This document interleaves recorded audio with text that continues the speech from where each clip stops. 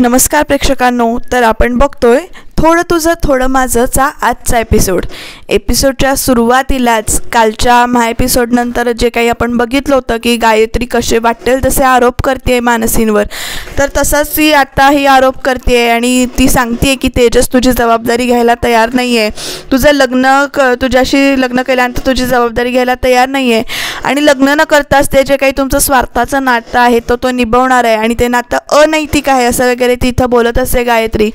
तेजस इथे बास म्हणून ओरडतो आणि तरीसुद्धा गायत्री ते गप्प बसत नाही. तरी तेजस म्हणतो की तुम्ही आता मानसींवर आरोप करू नका, नाही तर मी आता आपल्यातलं नातं विसरीन. असं म्हटल्यानंतर गायत्री इथं 2 मिनिटासाठी गप्प बसलेली दाखवले, पण ती थांबत नाही. ती परत म्हणते की तेजस तुझी जबाबदारी घ्यायला तयार नाही आहे, 1 नंबरचा बेजबाबदार आणि खोटारडा माणूस आहे हा, आणि तुमचं जे काही नातं आहे ते अनैतिक नातं तो तसंच निभावणार आहे आणि तो तुझ्याशी काही लग्न करणार नाही आहे, तुझी लग्नाची जबाबदारी तो इथे घेणार नाही असं म्हणून ती त्याला डिवचत असते. तर इकडे संपदाई आता रडतायत. जे काही आरोप करते गायत्री ते खूपच घाणेरडे करते आणि एक बाई असून ती असे आरोप करते ते बघून आपल्याला कसं तरी होतं ऐकायला. चारित्र्यावर बोट उचललं जाते आणि शेवटी ते तेजस सांगतो की बास, आता पुढं मी काही ऐकून घेणार नाही, मी तयार आहे मिस मानसींशी लग्न करायला असं म्हणतो आणि तो हळूहळू इथे समोर येतो मानसींच्या. आता हा निर्णय ऐकून गीता, छाया, विनोद सगळेच इथे शॉक झालेत बरं का. मानसीचं एका चेहऱ्यावर हसू आहे आणि एका चेहऱ्यावर अशी भीती दिसते की एकदम हे नेमकं काय चाललंय ते तिला सुद्धा धक्का बसतो आणि ते तयार आहेत हे बघून तिला आनंद होतो. आधी संपदाई सुद्धा इथे धक्का बसलाय त्यांना सुद्धा. तर इकडे तेजस हळूहळू मानसीजवळ जातोय आणि इकडे रणजित आणि रजनीची गाडी त्यांच्या बंगल्याजवळ प्रभू निवासाजवळ येऊन उभी राहिली आहे. ड्रायव्हर दरवाजा उघडतोय. रणजित इथे खूप छान मूडमध्ये हसत बाहेर पडतोय गाडीतून आणि तो आईला म्हणत असतो की आपण आता जाऊया. तर इकडे आता बघा प्रेक्षकांनो कसा सिक्वेन्स दाखवलाय. तेजस आता हळूहळू इकडे मानसीजवळ येतोय, तर तिकडे ते रणजित उतरलेला दाखवलाय. तो असा हळूहळू येतोय, ते मंगळसूत्र असं हातात घेतो. मंगळसूत्र हातात घेतल्यानंतर तो त्यांच्या डोळ्यांमध्ये बघतो. तर इकडे रणजित रजनीला म्हणत असतो की ती शकुनाची थाळी घे. तर त्या म्हणतात की नंतर ड्रायव्हर आणून देईल ती थाळी, आधी आपण जाऊन प्राथमिक बोलणी करूया असं त्या म्हणतात. रणजितकडे बघून हसतात. आधी तोंड वाकडं करतात बघा प्रेक्षकांना आणि मग रणजितकडे बघून परत असं छान हसल्याचं, म्हणजे छान असा मूड ठेवून हसल्याचं नाटक करतात बघा. ही बाईसुद्धा किती नाटकी येते. तर ही दोघं आता निघाली आहेत. तेजस आणि इकडे मानसीच्या गळ्यात मंगळसूत्र घालणार तोपर्यंत ही दोघं तिथे पोचली आहेत. मला आधी 2 मिनिटासाठी वाटत होतं की ते थांबवतोय तो, पण नाही, तेजस मानसींच्या गळ्यामध्ये मंगळसूत्र घालतो. या 2 मिनिटातच त्याने असे कॅमेरे सगळीकडून फिरवलेत ना, प्रत्येकाच्या चेहऱ्यावरच्या रिॲक्शन इथे घेतल्यात, प्रत्येकाला इथे शॉक बसतोय. आणि इकडे शेवटी तेजसनं मानसीच्या गळ्यात मंगळसूत्र घातलेलं आहे आणि ते बघून आता धक्का बसायची पाळी, शॉक व्हायची पाळी जी काही आहे ती रणजितची आहे. आता 2 मिनिटासाठी मला वाटत होतं नाही घालणार, पण घातलं. आणि इकडे छायाचा चेहरा बघा कसा झालाय मोठा. मानसीच्या गळ्यात तेजसने मंगळसूत्र घातलंय हे बघून प्रत्येकजण इथे शॉक झालाय. 2 सेकंद प्रत्येकाच्या चेहऱ्यावरून इथे कॅमेरा फिरवतायत आणि त्याच्यामुळे इथं वाक्य कुठलीच नाही, पण सस्पेन्स म्युझिक, धाकधूक म्युझिक चालू आहे इकडे. आणि तेजसनं मंगळसूत्र घातलेलं रणजितने बघितलंय आणि रणजित आता तेजस एवढंच ओरडतोय आणि मिस मानसींनी असे एकदम झालं, म्हणजे ह्याला पण आत्ताच यायचं होतं असं म्हणून ते रिॲक्शन सायलेंट दिली आहे बरं का. आता रणजित इकडे आत येतोय. रणजित आणि रजनी दोघंजण इथे आतमध्ये येत आहेत आणि आता गायत्रीच्या हातात आयतं कोलीत मिळाले बरं का. आता रणजितची हाक ऐकून इथे मानसीनं डोळे मिटून घेतलेत. तर इथे दोघंजण आतमध्ये आलेत आणि इथे रणजित आता पूर्ण असा पॅनिक झाला आणि तो म्हणतो, हे तू काय केलंयस तेजस, तू मित्र म्हणवत होतास ना, तू मला इथे मानसीशी लग्न करण्याची बोलणी करण्यासाठी तू इथे बोलवलं होतंस आणि तूच इथे मानसींच्या गळ्यात मंगळसूत्र घातलेस, हे सगळं काय प्रकार आहे तेजस, काय झालंय. तर तेजस म्हणतो की मी हे जे काही केलं ते ठरवून नाही केलं, हे सगळं मुद्दामून घडतंय.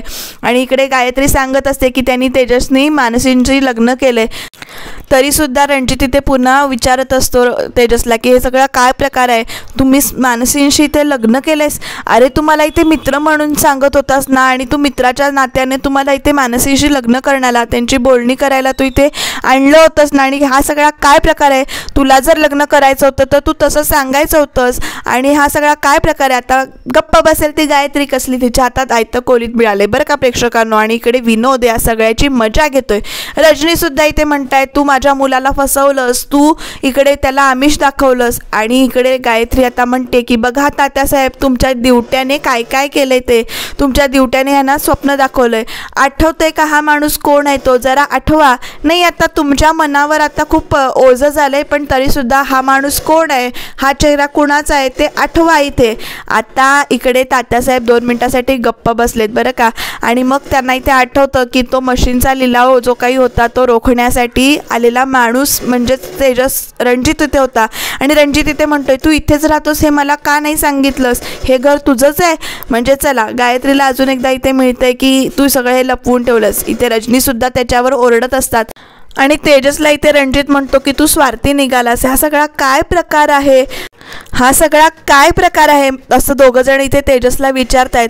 आणि गायत्री इथे सारखं सारखं म्हणते की तात्यासाहेबांना की हा माणूस कोण आहे ते आठवा तुम्ही. आणि ते मशीन जे काही घ्यायला सांगितलं होतं ते तुमच्या दिवट्याने घ्यायला सांगितलं होतं रणजितला.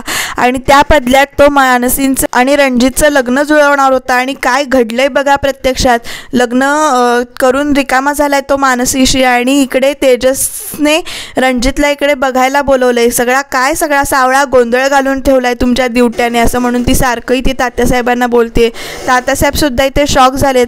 आणि मग त्यांना हळूहळू इथे आठवतंय की मशीनच्या लिलावाच्या वेळेला कसं त्याने ते मशीन इथेच ठेवून दिलं होतं रणजितने. आणि तो ते जे काही बोलला होता ते सगळं इथे आठवतं. आणि मग गायत्री ते म्हणते आठवलं का तात्यासाहेब तुम्हाला आता मशीनचा लिलाव, आणि मग त्याच्यानंतर ते घेतलेले पैसे आणि ते मशीन इथे ठेवायला सांगितलं, हे सगळं तुमच्या दिवट्याने लग्न करून देण्याच्या बदल्यामध्ये हे सगळे तुमच्या तेजसने केलेलं आहे. म्हणजे तेजस किती स्वार्थी आहे आणि खोटारडा आहे हे तुम्ही बघाच. आता संपदाईसुद्धा या सगळ्या प्रकाराकडे नुसत्या बघत राहिलेल्या असतात. आणि तेजसला आता सगळेजणं बोलत आहेत. रजनीसुद्धा तोंडसूक घेते त्याच्यावर, हा माणूस चुकीचा आहे.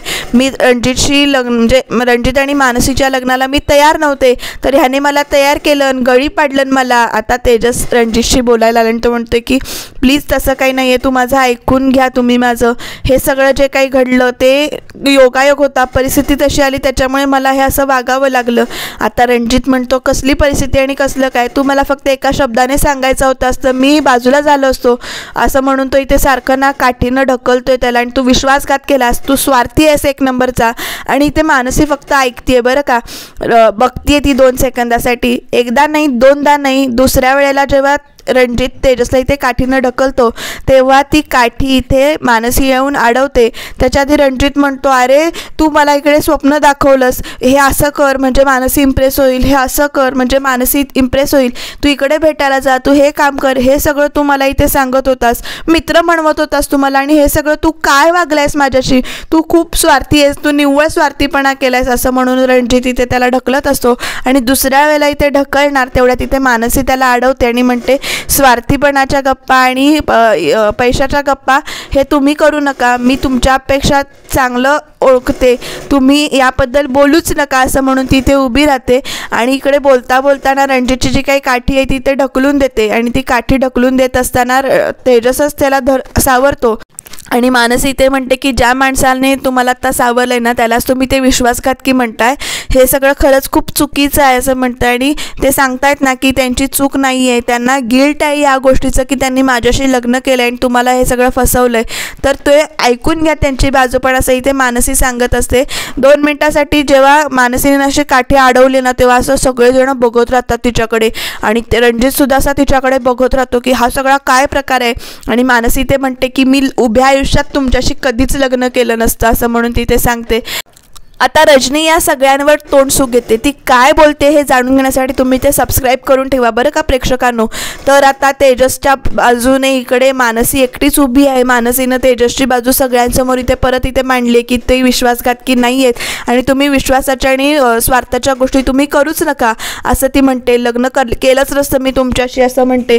आणि मग रजनी इथे म्हणते की काय स्वार्थी मुलगी आहेस तू, किंवा काय निर्लज्ज मुलगी आहेस तू, कशी उद्धट मुलगी आहेस तू, असं म्हणून इथे रजनी मानसीला म्हणते. आणि काय हे संपदाबाई, तुम्हाला चालतात काही असली, हे संपतराव तर म्हणाले होते की आमचं घर, माझी मुलगी माझ्या शब्दाबाहेर नाही आहे, आणि खानदानी प्रकार काय असतो ना ते आज मी बघितलं, बरं झालं तुमच्याशी सोयरीकच नाही जुळली वगैरे असं ती म्हणते, तुमचे संस्कारच खोटे आहेत वगैरे असं म्हणते. प्रेक्षकांनो, मला एक गोष्ट खटकली ती म्हणजे अशी की संस्कारांवर जेव्हा संपदा आईंवर बोललं जात होतं गायत्रीकडून सुद्धा आणि इकडे रजनीकडून सुद्धा, तेव्हा मानसी गप्प होती. पण तेजसला नुसतं ढकललं ते बघून ती पुढे आली. आपल्या आई वडिलांवर असं बोललेलं तिनं सहन का केलं हे मला अजून कळलं नाही. बहुतेक ह्याच्या पाठीमागे काहीतरी नक्कीच कारण असेल, कारण ती याचं उत्तर शांततेनं आणि नंतर देणार असेल. रजनी ज्या प्रकारे मानसीला आणि संपदाला बोलत होती ते बघून इथे गायत्री पण जराशी अशी शांत बसतीये. म्हणजे तिला आनंदच झाला एक प्रकारे. आणि ते म्हणतात, रजनी म्हणते रणजितला की चल आपण जाऊया, तुझ्यासाठी या माझ्या मुलाने घरदार सोडलं, तो ऑफिसमध्ये जाऊन राहत होता, तहान भूक सगळं विसरलाय तो. मी त्याला कितीतरी समजवायचा प्रयत्न केला तर त्यानं माझं ऐकलं नाही. आणि बघतोय सर रणजित आता हे काय चाललंय ते आणि कशी मुलगी आहे मानसी ते.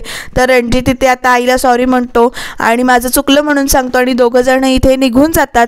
बघूया प्रेक्षकांनो आता पुढे काय होतं ते. ही दोघं जण तर इथे निघून गेलेत. रजनी लगेच इट्स ओके म्हणून इथे त्या दोघे रणजितला घेऊन निघून गेल्यात. आता ते निघून गेल्यानंतर गायत्री परत एकदा तात्यासाहेबांना आणि सगळ्यांना इकडे तेजस कसा मुलगा आहे बघितलं ना, तुमच्या स्वार्थीपण ते तुमच्या मुलाचा स्वार्थीपणा कसा आहे ते वगैरे असं इथे सांगते. आणि तेवढ्यात आता दिनेशची एंट्री झाली आहे. गायत्री म्हणते दिनेशला बघून, तू एवढ्या लवकर कसा काय. तर दिनेश म्हणतो की ते तेजसच्या लग्नाचा बघण्याचा कार्यक्रम होता म्हणून मी इथे आलोय. तर गायत्री म्हणते अच्छा, म्हणजे तुला पण बघण्याच्या कार्यक्रमाचं आमंत्रण होतं का. तर आता इथे बघण्याचा कार्यक्रम नाही आहे तर तुमच्या बंधुराजाने इथे डायरेक्ट लग्नच केले. ही बघ तुझी नवीन वहिनी असं म्हणून मानसीकडे बोट दाखवते.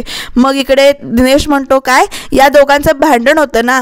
तर इकडे लगेच गायत्री म्हणते की ते सगळं नाटक होतं, भांडणाचं नाटक केलं, त्यांचं नातं लपवण्याचं नाटक केलं आणि आता डायरेक्ट ना तेजसने लग्नच केले. तर दिनेश म्हणतो काय रे, चुका सुधारायची वेळ होती, म्हणजे आधीच्या चुका तू सुधारत नाही आहेस आणि आता तू नवीन चुका काय करतोयस, होपलेस असं म्हणतो आणि दिनेश इथनं निघून जातो आतमध्ये. दिनेश गेल्यानंतर गायत्री ते म्हणते की बघा कोण प्रभू तुमच्या दोघांच्या बाजूने उभा आहे ते मी बघतेच. आबाला विचारते काय नवीन वहिनी तुला पसंत असेलच, पुढे जेव्हा या दोघांना बाळ होईल तेव्हा आत्या म्हणून तुलाच त्यांच्या कानात नाव ठेवायचंय बाळाच्या, कुर्र असं म्हणते. आणि आबा इकडे तिच्या फक्त रिॲक्शन देते आणि निघून जाते. आबा इथे रडतच असते ऑलरेडी.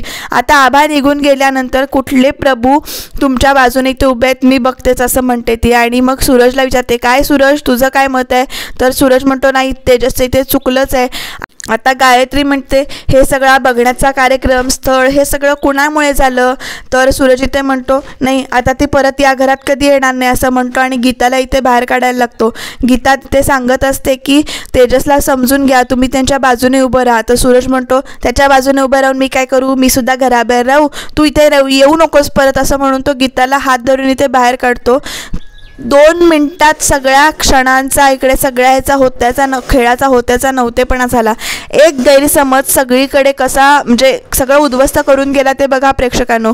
तेजस इथे सूरजला थांबवायचा प्रयत्न करत असतो तर सूरज म्हणतो तुझ्या आयुष्यात दखल मला तू दिली नाहीस तर तू सुद्धा माझ्या आयुष्यात दखल देऊ नकोस. आणि आता इकडे सुयोगला सुद्धा ती हाकलून काढत असते. तर सुयोग हळूच ना थम्सअप करतो, हात वर करतो आणि तेजसला इथे तूच केलंस ते चांगलं केलंस असं म्हणून सांगतो.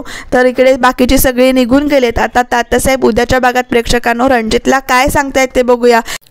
लग्न म्हणजे खेळ नाहीये, तू ज्याप्रमाणे तिच्या गळ्यामध्ये इथे मंगळसूत्र घातलेस ते मंगळसूत्र काढ तिच्या गळ्यातून आणि ह्या वचनातनं किंवा ह्या लग्नातनं तिला मोकळी कर. आणि आता ते तेजसवर हात उचलतायत तर इकडे मानसी धावून त्यांच्या इथे मध्ये येते. बघूया पुढे काय होणार ते. नेमकं मानसीला सुनेचा दर्जा मिळणार, मानसी आणि तेजसचं लग्न इथे स्वीकारलं जाईल का, तेजसला घरामध्ये घेतलं जाईल की गायत्रीचा प्लॅन यशस्वी होईल. काय